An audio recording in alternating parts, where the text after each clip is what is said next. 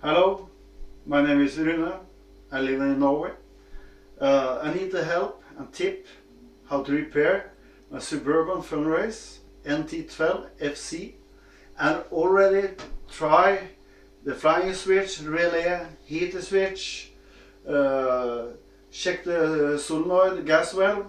I changed the print board and I buy a new one from Dinosaur Electronic, and still it's the same fault, and I have electronic going from 0 to maybe 80 volt, flying up and down on the solenoid gas valve. So I need a tip how to fix it. I don't understand. I have no possibility to call a repairman in Norway. So I need the help from you over there in USA. So now I demonstrate the power.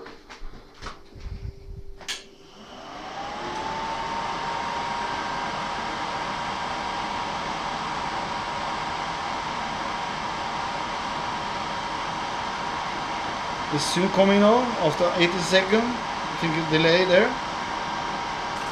There, see? Nearly 18, 17, something. And this is going there and the valve is not open. I check the valve.